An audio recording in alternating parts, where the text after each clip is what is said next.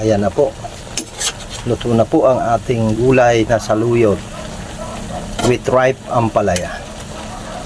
So, ganun po siya kasimple. Tara na par! Salamat par!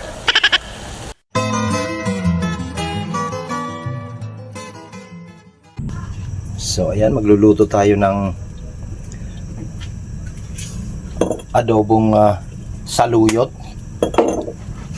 with ripe ampalaya. Samahan niyo po ako. Tayo magluluto. So, ganito lang po kasimple ang aking pagluluto nito. Watch and learn.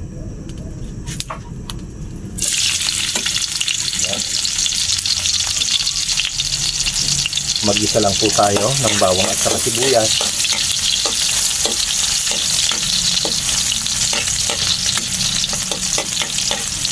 Ayan.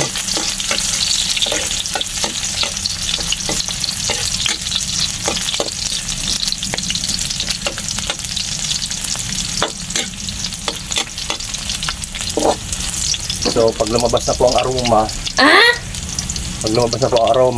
lagyan na po natin ang ating hinog na ampalaya. Ayan, no? So, hinaya kasi akong itapon. Sayang ang sustansya niya.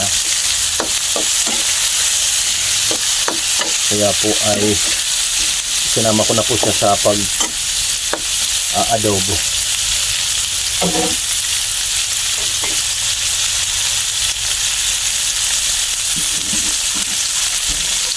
Lagyan po natin ng kaunting sabaw. Makikita niyo kung gaano po kasimple ang aking pagluluto. Toyo. Ayan. Haluin lang natin mga ka-watch and learn.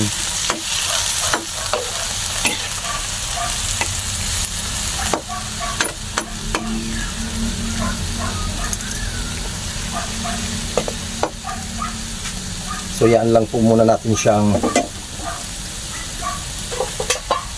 kumulo. Takpan po muna natin. So tingnan na natin. Ayun. Nakikita na po natin kumukulo na siya. So toyo lang po ang aking ilalagay dito. Hindi na po ako naglalagay ng kahit ano pa man. Saka po natin ilalagay ang ating dahon ng saluyot. Ayan, o.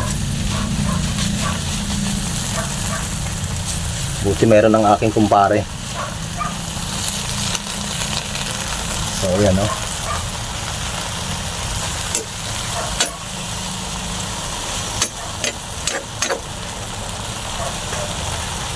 Takpan po muna natin. Yan muna natin siyang malaya. Ayun. Okay, so tignan na po natin. And then haluin po natin. Ayan na, oh. Ang bango. Ang bango po ng saluyot. Ako, napakasustansya nito. So sinisimplehan ko lang po ang pagluluto nito. Wala na po akong nilalagay na karne para sigurado po tayong masustansya ang ating ulam, ang ating gulay.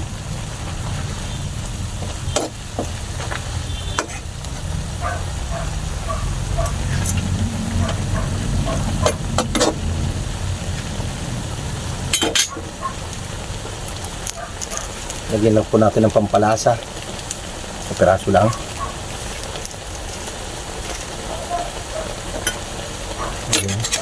Then haluin po natin ulit.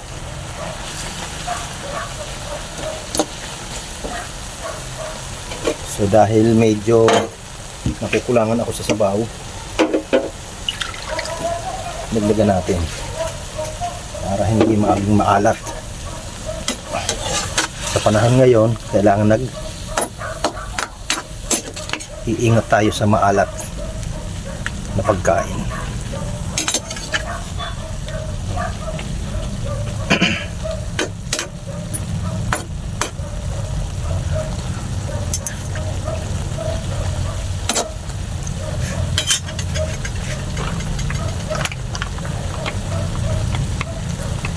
dagdagan ko ng toyo. Saka takpan po muna natin. So tignan na ulit natin. Ayan na po. Luto na po ang ating gulay na saluyot with ripe ampalaya. So ganun po siya kasimple. Tara na par. Salamat par. Yun o. Patay na natin. Ready to eat na po yan. A few moments later. So ayan, tikman na po natin ang ating niluto, yung adobong saluyot. So this is our Lord, and this is a gift that you are about to receive from thy bounty through Christ our Lord. Amen. Ayan na po tayo. Init-init.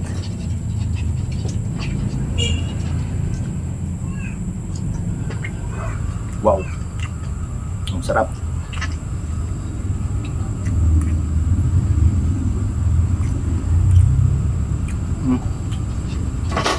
Ito po ay simpleng ulam pero napakasustansya.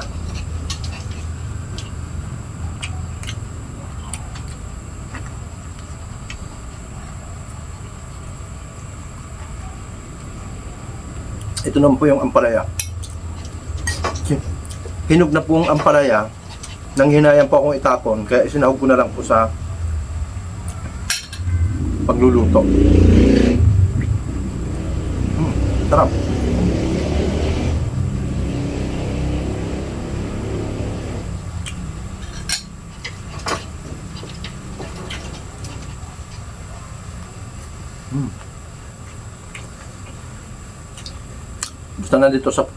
Basta nandito ka sa probinsya, walang problema ang ulam. Basta hindi ka mapili, mabubuhay ka kahit hindi mo nabilhin.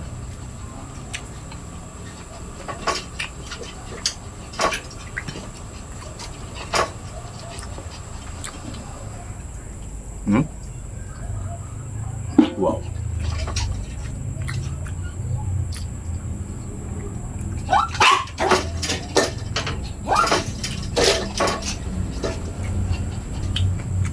Babay po.